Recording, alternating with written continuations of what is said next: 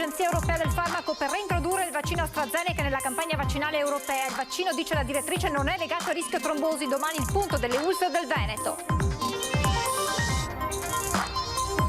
Giornata nazionale per ricordare le vittime del Covid, bandiera a mezz'asta e un minuto di silenzio dei sindaci davanti ai municipi. Lo stesso a Marghera, dove Zaia dice onorare i morti rispettando le regole.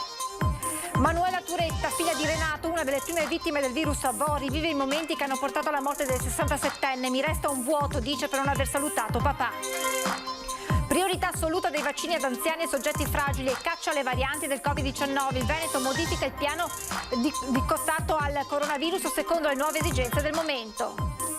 Picchiata per oltre un'ora dall'ex fidanzato entrato in casa con l'aiuto di un complice travestito da postino. I due sono stati arrestati dalla polizia, la donna in ospedale per un trauma facciale. Processo Banca Popolare di Vicenza, attesa per domani la sentenza. Oggi in tribunale nel capoluogo Berico le repliche della difesa, le aspettative dei risparmiatori traditi.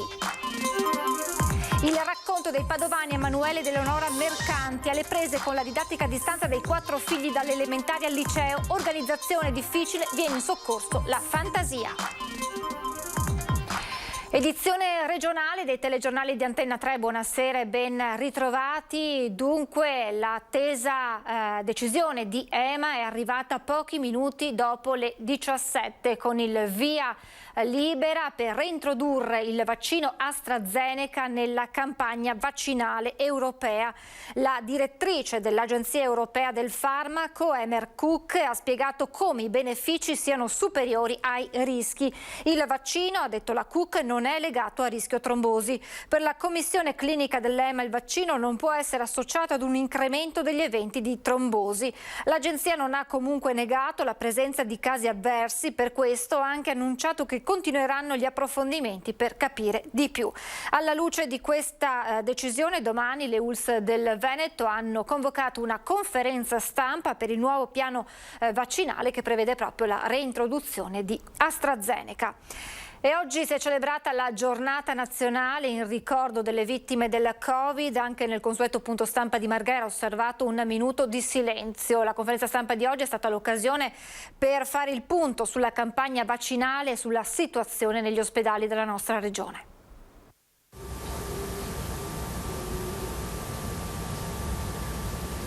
Io voglio solo ricordare tutte le persone che hanno perso la vita. Noi siamo una regione che è stata toccata duramente, ce ne sono andati quelli che hanno fatto grande questo Veneto. Ognuno di noi lo può ricordare anche semplicemente rispettando le regole, perché il rispetto delle regole ci limita l'infezione. Un minuto di silenzio osservato dall'intera sala stampa di Marghera in ricordo delle vittime del Covid nella giornata nazionale indetta oggi 18 marzo. Un tributo a chi in questo anno di pandemia ha perso la vita a causa del coronavirus che continua a circolare a 12 mesi di distanza nelle nostre comunità.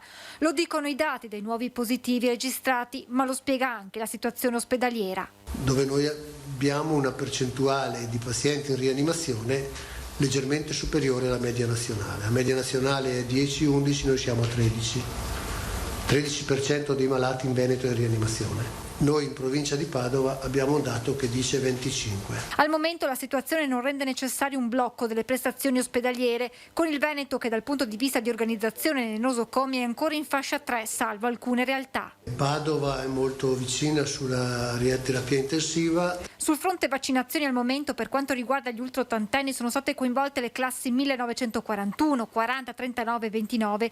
Le altre coorti saranno convocate per fasce d'età in base alle dosi a disposizione. Per ora, ha spiegato il direttore Flori, i vaccini di Pfizer e Moderna in magazzino verranno impiegati per i richiami. Da oggi fino a martedì prossimo noi facciamo circa 4.500 persone al giorno come prima dose. Sarà riservata a ultraottantenni e pazienti fragilissimi. Ieri intanto è terminata la vaccinazione dei pazienti affetti da fibrosi cistica. Si attendono adesso le prossime previste forniture di dosi per dare un'accelerata alla campagna vaccinale per gli ultraottantenni e le categorie fragili. Vediamo se questo sabato prossimo ci arrivano 30.000 Moderna. Martedì dovrebbero arrivarci 83.000 Pfizer. Il martedì successivo avremo di nuovo 56.100 Pfizer. Da aprile avremo 120.000 Pfizer a settimana.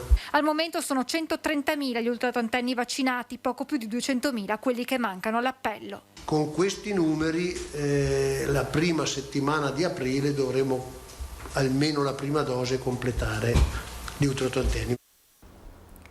Priorità assoluta dei vaccini agli ultraottantenni e alle categorie fragili e caccia alle varianti del Covid-19. Recependo le nuove direttive ministeriali, il Veneto modifica la lotta al coronavirus secondo le nuove esigenze del momento. Come nel resto d'Italia, anche in Veneto la campagna anti-Covid cambia modalità per fronteggiare i problemi di questa fase della pandemia. Per intercettare le varianti, a partire da quella inglese, presenti oramai in tutta la regione, saranno utilizzati test di laboratorio più rapidi rispetto a quelli molecolari. L'indagine epidemiologica sarà ampliata anche a contatti occasionali e il tempo di quarantena salirà da 10 a 14 giorni. Lo stop ad AstraZeneca poi ha ridimensionato la campagna vaccinale, che al momento si concentrerà su 2 livelli. Si lavora sia sull'età, quindi la fascia di età, come diceva prima l'assessore, viene a rappresentare quella che viene definita una condizione di rischio, e poi sulle condizioni invece di soggetti che indipendentemente dall'età sono definiti superfragili e quindi vengono vaccinati. Per ogni categoria di soggetti vulnerabili c'è un ordine di priorità in base al livello di fragilità. Le vaccinazioni dei servizi essenziali rimangono solo per le categorie per le quali erano già state avviate, come il personale scolastico e le forze dell'ordine. Sono inoltre in corso, con numeri e modalità differenti a seconda delle aziende sanitarie, le convocazioni degli ultraottantenni per SMS, chiamata telefonica o lettera. La vaccinazione delle prime 3 classi si avvia alla conclusione. Per quanto riguarda la prima dose, l'84,2% è dei nati del 41%.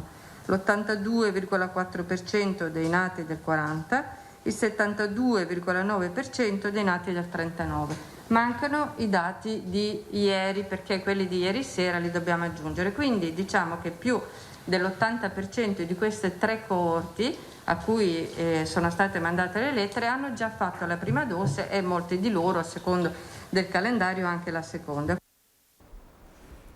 E diamo uno sguardo rapido al bollettino di Azienda Zero appena arrivato. 834 nelle ultime ore i nuovi positivi nella nostra regione. Complessivamente nelle 24 ore si registrano 1906 nuovi positivi al Covid in Veneto, 26 invece i decessi registrati sempre nella nostra regione nelle ultime 24 ore. Avete visto nella sala stampa di Marghera il minuto di silenzio in onore delle vittime del Covid. Anche a voi il sindaco Giuliano Martini ha voluto ricordare chi ha perso la vita in questo anno di pandemia. Un punto, ripeto, tragico ma da ricordare, e per il quale il fatto che sia stata istituita la giornata proprio in memoria di questi caduti sia stata una cosa sì, che anch'io avevo anticipato, di istituire una giornata per ricordare appunto i nostri morti, i nostri cari, ma tutte le persone che sono decedute a causa Covid. Anche il sindaco di Vo, Giuliano Martini, ha voluto celebrare in forma sobria e ristretta la memoria delle vittime del Covid-19. La bandiera mezzasta nel comune euganeo, divenuto suo malgrado simbolo dell'epidemia, dove il ricordo di quei giorni è ancora vibrante. Noi avevamo vissuto il lockdown appunto qualche settimana prima, a partire dal 23 febbraio, e quindi non ci aspettavamo che l'ondata dovesse ancora arrivare. Pensavamo di essere gli unici colpiti, anche se noi piangiamo solamente alla fine 6 morti, invece abbiamo visto che in altre aree d'Italia c'era una situazione molto peggiore, quindi tutta la mia solidarietà alle famiglie dei defunti. Mi auguro di cuore che il vaccino risolva velocemente il problema e abbassi significativamente il numero dei contagi. E a voi abbiamo avvicinato la figlia di Renato Turetta, uno dei primi malati morto dopo un mese in ospedale. È stato come uno tsunami, qualcosa di imprevisto ovviamente, come per tutti, ma per me soprattutto perché io quella sera ero al lavoro, quel venerdì 21, famoso febbraio, e è piombata questa notizia che non sapevamo ovviamente cosa fosse questo virus, che malattia fosse, come non lo sapevano i medici e le altre persone. Manuela, ad un anno di distanza, nella giornata nazionale in ricordo delle vittime del Covid-19, rivive i momenti che hanno portato alla morte di suo padre Renato, 67enne divò, che insieme ad Adriano Trevisan è stato tra i primi a contrarre la malattia e a morire dopo un lungo periodo in terapia intensiva. La pesantezza è stato non vederlo e non sentirlo, perché purtroppo in quei momenti lì non si poteva, come è successo a milioni di persone purtroppo, non essere vicino alla famiglia e non poter sentirlo. Secondo me rimarrà a vita, nel senso lo stacco del non aver detto l'ultima cosa o non aver toccato la mano o piuttosto che dato un bacio, ecco. Manca c'è un frangente, ecco, c'è un buco, ecco, una distanza. Dopo un anno il ricordo di quei giorni è ancora vivido. Personalmente mi ci è voluto un anno per capire, per affrontare questa cosa e diciamo ho assimilato meglio l'accaduto, ma nella realtà, come tutti sappiamo, non è cambiato nulla, anzi si vedono ancora morti, ancora contagi. La situazione resta grave, non bisogna dare retta a chi minimizza o nega la malattia. Secondo me le persone che non credono è perché non l'hanno provato, neanche con una semplice febbre, non hanno avuto familiari ammalati o purtroppo morti in famiglia, e quindi se una cosa non la vedi non ci credi. Io ripeto sempre questo, perché tutti dicono una normale influenza, sì, ma dipende come ti prende. Non è assolutamente una normale influenza, lo vediamo dai morti. Manuela e sua mamma ora stanno bene, mascherina ben alzata sul volto e nessun rammarico.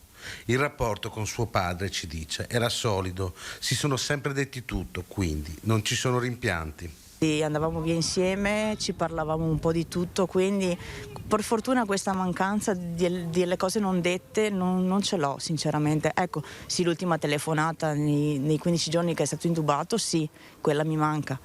Però voglio dire, per fortuna questa cosa è abbastanza, insomma, avendo sempre parlato non ho questo vuoto.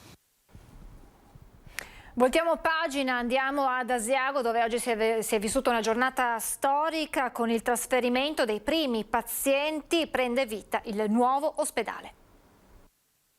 Questo avrebbe dovuto essere un giorno di festa, l'inaugurazione del nuovo ospedale di Asiago, ma fra la zona rossa e soprattutto la concomitanza con la giornata dedicata alle memorie delle vittime da Covid ha consigliato all'ULSS 7 Pedemontana di rinviare l'inaugurazione, il taglio del nastro, la presenza delle autorità in un altro momento magari più facile da gestire. I lavori di trasferimento dei reparti e dei pazienti però proseguono, quindi possiamo dire che l'ospedale di Asiago è attivo a tutti gli effetti. Un passaggio molto importante dal momento che finalmente riusciamo dopo tanti anni ad attivare il nuovo ospedale. Con oggi trasferiamo le prime unità operative, quella della medicina, della riabilitazione, il pronto soccorso, nonché la sala gessi e la diagnostica della radiologia. Abbiamo previsto ovviamente un cronoprogramma progressivo di trasferimenti che si concluderà nel mese di giugno. Il vecchio ospedale sarà demolito dal momento che tra l'altro è necessario farlo, in particolar modo per quanto riguarda un primo blocco, per completare anche l'ingresso del nuovo ospedale. Nel momento in cui sarà demolito l'ala nord, sarà completata la hall d'ingresso del nuovo ospedale e saranno anche completate le palestre per la riabilitazione. Il nuovo ospedale di Asiago è dotato addirittura di 3 palestre, perché diventerà il polo riabilitativo di riferimento per l'intera ULSS 7 Pedemontana. Il nuovo edificio, disposto su 4 piani, è frutto di un investimento di oltre 35 milioni di euro. I posti letto sono 104 su di una superficie complessiva di 20.000 metri quadrati. Quello di Asiago, come con la direzione, con il direttore si sta dicendo, è un punto di partenza. Asiago deve essere visto in una ottica aziendale come anche un'organizzazione che deve essere a vantaggio dei professionisti della pianura. Bisogna che ad Asiago si svolga un'attività sanitaria adeguata secondo la programmazione regionale e secondo le caratteristiche del territorio. Nel piano interrato ci sono la radiologia, il pronto soccorso, il gruppo operatorio, il laboratorio analisi e l'endoscopia digestiva, oltre a vari servizi. Il secondo piano ospita invece la medicina generale. Pazienti qui non ce ne sono ancora, ma tutto è già pronto per la gestione dell'emergenza Covid, quindi davanti alle camere ci sono già i carrelli con tutto il necessario appunto per la gestione sanitaria dell'emergenza. Al pian terreno ci sono dialisi, ortopedia, chirurgia e area materno-infantile. Un servizio ritenuto fondamentale per il territorio e dal territorio è quello dell'area materno-infantile. La sala parto è già stata predisposta ed è tutto pronto anche per il parto in acqua. La macchina è accesa, ora non resta che farla marciare. È necessario quindi favorire la multidisciplinarietà, favorire la presenza di professionisti dalla pianura in modo da integrare le competenze. La cronaca con l'incubo vissuto da una donna a Verona che ha aperto le porte a quello che pensava essere un postino. In realtà si è rivelato il complice dell'ex fidanzato che l'ha massacrata di botte picchiandola per oltre un'ora dopo appunto essere riuscito ad entrare nella sua abitazione con uno stratagemma.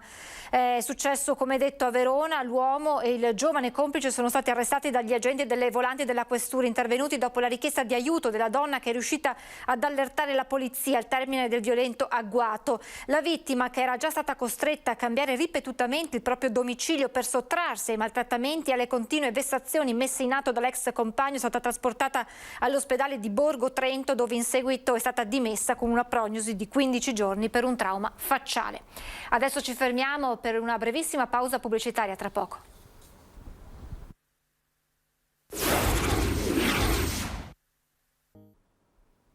Rieccoci in diretta, processo Banca Popolare di Vicenza, attesa per domani la sentenza. Oggi in tribunale nel capoluogo iberico le repliche della difesa.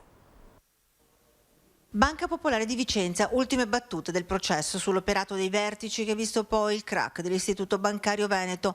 Alle 14 il collegio giudicante si è ritirato in Camera di Consiglio. La sentenza è prevista per le 18 di venerdì 19 marzo. Non sarebbe al momento confermata la presenza dell'ex presidente Gianni Zonin.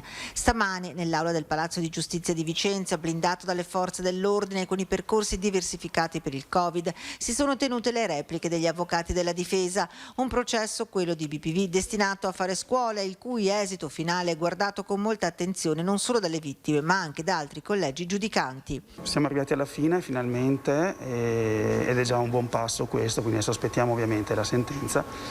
L'udienza di oggi non ha aggiunto granché, ci sono le repliche delle difese degli imputati che alla fine rimarcano sempre la stessa linea di tendenza, cioè che i loro assistiti non avrebbero commesso nulla sapevano e che il quadro probatorio non sarebbe sufficiente a sostenere l'accusa e la condanna.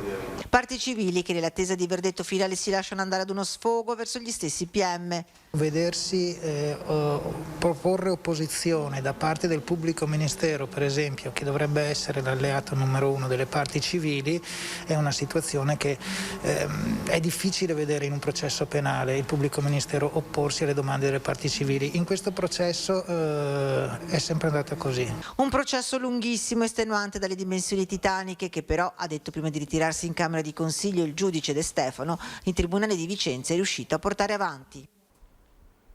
E adesso le difficili giornate di una coppia di Padova, alle prese con la didattica a distanza dei loro 4 figli. Siamo fortunati genitori di 4 figli in una famiglia rumorosa e anche un po' incasinata.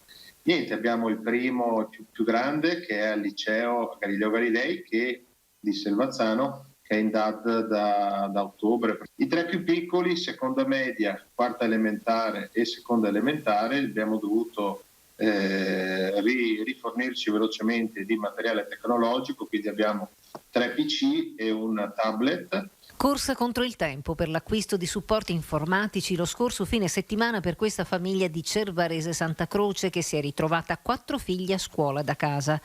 PC e tablet presenti, la linea internet non sempre. Qua a Cervarese Santa Croce probabilmente c'è qualche problema, non c'è la fibra ottica e quindi la linea, la wifi che fornisce il gestore nazionale non è così performante. Hotspot con il cellulare, una nuova antenna, non manca la fantasia in casa Mercanti, 6 ore di lezione i grandi, 3 i più piccoli con Emanuele ed Eleonora a turno, costretti a fare i guardiani perché i pargoli non si distraggano. E poi il lavoro in una fondazione che segue persone adulte con disabilità. Andiamo io di mattina, lui di pomeriggio, perché abbiamo dei ragazzi che ci attendono anche al lavoro, che non possiamo permetterci di lavori poco da casa. Adesso appena finito qui io vado al lavoro, poi nel pomeriggio la raggiungo anch'io, e lei viene a casa un po' prima, io mi fermo fino a sera. Siamo in chiusura, vi lascio come sempre alle previsioni del tempo. Grazie per essere con noi, buona serata.